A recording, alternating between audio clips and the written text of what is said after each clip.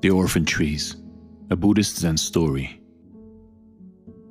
Why would a monk want to travel deep into a dense forest, which is away from the noises of the world and covered in absolute silence of the universe?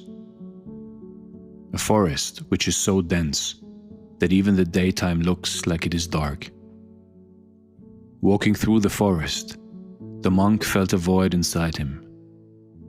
For everything outside, there is something inside.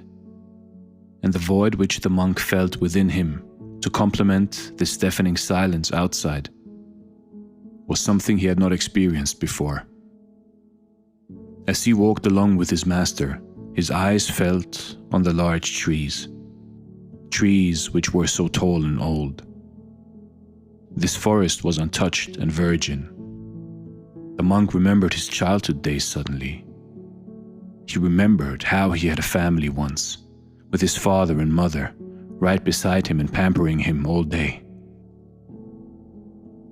Never before in his life he had ever imagined that he would become a monk, walking along with his master, deeper into the silence nobody had imagined. He had lost his father and mother in a civil war, and he was an orphan. To have everything and then reduced to nothing in a moment was something that the monk had experienced in real life.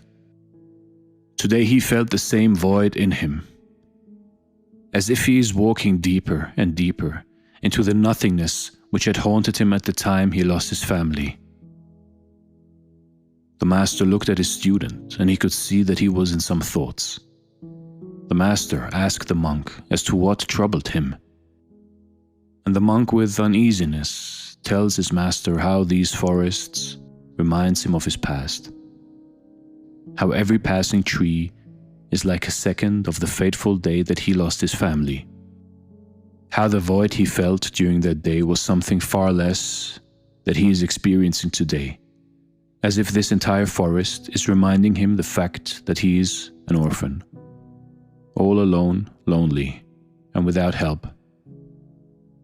Being a monk and troubled by nothingness was not a good news for the master. The monks are supposed to dive into the ocean of nothingness and get nourished with the calmness and serenity which nothingness holds. That is done each night by each being when they sleep, but one day it is permanent. The master had told the monk to go to sleep each day as if this is the last one, and that had helped him all his years to make friends with nothingness. And the very thing which had haunted him had now been going to bed with him.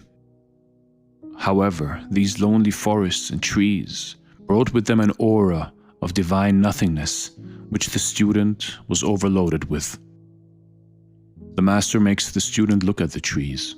He asks him if these trees which stand tall in the forest are living with their parents or are orphans forever. The monk tries hard to guess the answer and looks at the tree. The tree stood all alone without any father or mother, and hence the student tells the master that these trees look orphaned. "Are you sure?" asks the master again. The monk now grew apprehensive and looked closely again. He came to a conclusion that the roots of the trees went down into the earth, and the branches spread across wide. "I don't know, master. I just feel this tree runs deep into the earth and reaches high into the sky," replies the student. The master smiles, and the monk gets the message. Suddenly a smile appears across the monk's face, and he understands the message of his master in his own answer, as if he could hear the divine voice of his master saying loud to him through the clouds, "Look at these trees, monk. Look at them so closely.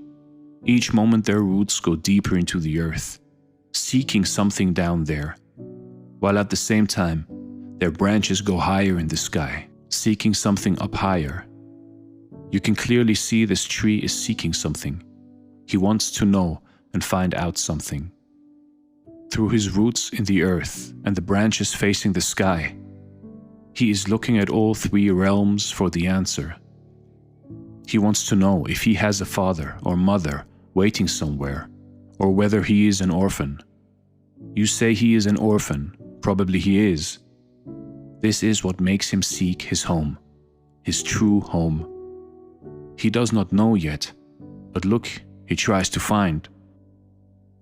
And in the process of finding, he becomes bigger and bigger, stronger and stronger, serving his own creator by fulfilling his destiny as a tree.